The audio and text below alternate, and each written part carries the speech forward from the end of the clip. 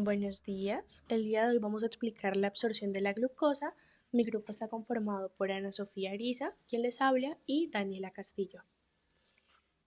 Bueno, vamos a comenzar con la tabla de contenidos en la que encontramos qué es la glucosa, qué es la insulina y cuál es su papel en la absorción de la glucosa, los transportadores de la glucosa, GLUT y SGLT, y el proceso de transcripción y traducción.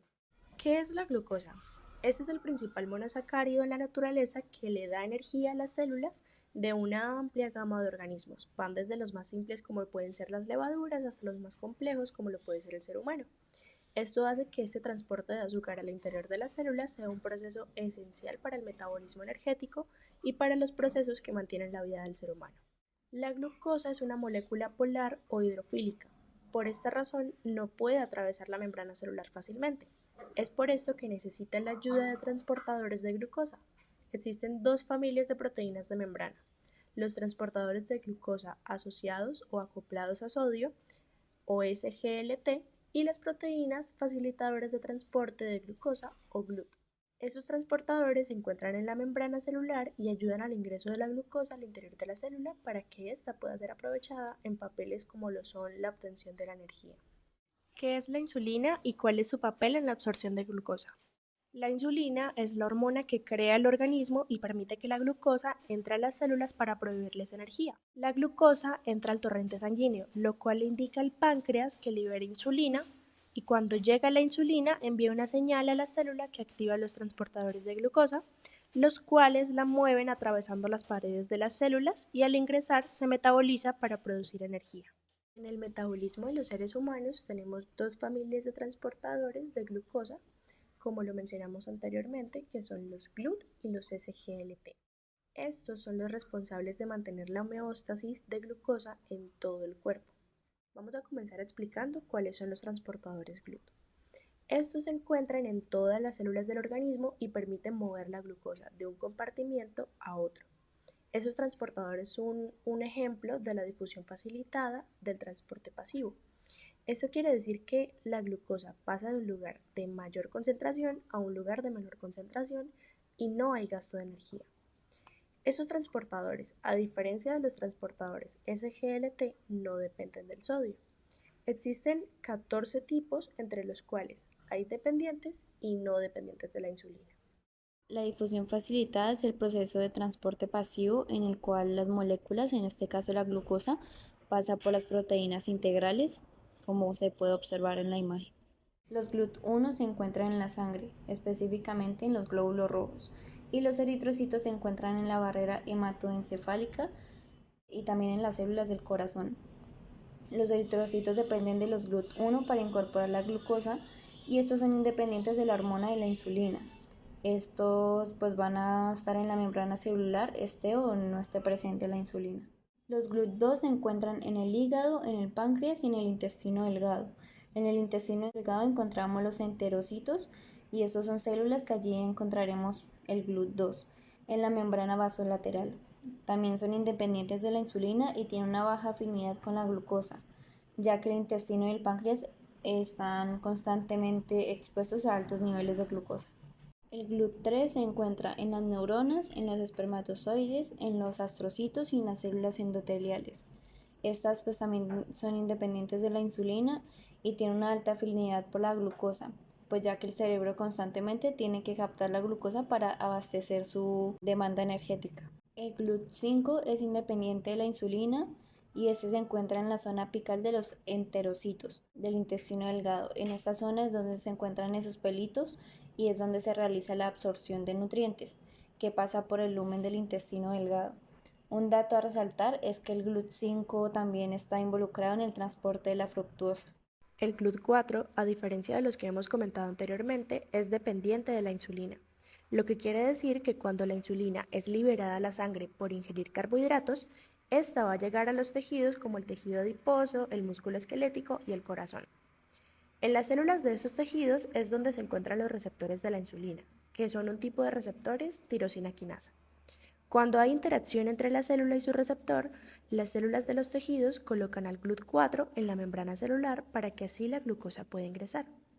En personas con diabetes tipo 2, la producción de GLUT4 es interrumpida. A esto se le conoce como resistencia a la insulina. Lo que sucede es que se obstruye el paso de la glucosa desde el medio extracelular al medio intracelular, en donde la glucosa debería ser almacenada o procesada como parte del metabolismo. Tal como el GLUT4, también podemos encontrar al GLUT8 y al GLUT12, que son dependientes de insulina. Continuaremos explicando cuáles son los transportadores SGLT o los transportes dependientes de sodio. Estos transportan la glucosa del medio extracelular al medio intracelular en compañía de un ion sodio, de ahí proviene su nombre. Es decir, pasan dos componentes a la vez en una sola dirección. Estos transportadores son un ejemplo del transporte activo secundario, ya que van en contra del gradiente de concentración y sí hay gasto de ATP. Esos transportadores se encuentran en el intestino delgado, en la barrera hematoencefálica y en los túbulos renales. El SGLT1 se encuentra en la zona apical de los enterocitos del intestino delgado, donde se hará la absorción de la glucosa a nivel intestinal. Este transportador es independiente de insulina y dependiente de sodio. También está involucrado en la absorción de galactosa. El SGLT2 se encuentra en los túbulos proximales de la nefrona en el riñón y está involucrado en la retención de glucosa a nivel renal. Es independiente de la insulina y dependiente del sodio. Cabe resaltar que cada gen de las proteínas transportadoras SGLT se encuentra en un cromosoma distinto. La SGLT1 se encuentra en el cromosoma 22 y la SGLT2 se encuentra en el cromosoma 16. Existen genes que codifican la insulina. Estos la condensan y son llamados INS. Están ubicados en el cromosoma 11, en el cual se encuentran 3 exones y 2 intrones en el brazo P, es decir, el brazo corto del cromosoma. A continuación explicaremos el proceso de transcripción y traducción de la insulina para que ésta pueda ser aprovechada como energía. El páncreas es un órgano que se divide en la parte exocrina y endocrina. La parte endocrina está representada por los puntos amarillos del páncreas y son los islotes de Langerhans, que a su vez están compuestos de diferentes tipos celulares. La función de este es regular los niveles de glucosa en la sangre. La insulina permite reducir los niveles de glucosa y la célula que produce la insulina es la célula beta. Esta célula tiene una membrana que permite separar compartimentos de la célula, creando un espacio llamado citoplasma. El citoplasma está compuesto principalmente por agua, pero en él se encuentran otras partes de la célula. La membrana con discontinuidades representa el núcleo de la célula y es donde se encuentra el ADN, donde se almacena la información útil para que se realicen las funciones de la célula. En el núcleo hay una molécula de ADN y en alguna región de este ADN encontramos el gen de la insulina. Este gen tiene la información para crear la insulina cuando se necesita sintetizarla. La célula manda una orden para que una proteína llamada ARN polimerasa para que lea el gen de la insulina y cree el ARN mensajero. Este lleva el mensaje de cómo producir la insulina. Este sale del núcleo y se dirige al citoplasma. Una vez en el citoplasma busca un ribosoma y se asocia a él. Los ribosomas pueden interpretar el ARN mensajero para así poder fabricar la insulina. Una vez unidos al ribosoma con el ARN mensajero, tienen que ir al retículo endoplasmático rugoso, donde las membranas crean canales y espacios en las células. El ribosoma lee la pared del ARN mensajero y sintetiza la proteína que se llama red proinsulina. Esta tiene un péptido, lo que significa que se tendrá que llevar al aparato de Golgi, que procesa proteínas para enviarlas al exterior de la célula. En este pierde el péptido porque ya no se necesita, y quedaría la proteína que se llama proinsulina.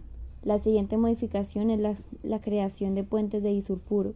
Después están las proteínas que cortan la proinsulina, quedando dos productos, la insulina y el péptido C. La insulina es la que reduce los niveles de glucosa, en cambio el péptido C no tiene ninguna actividad.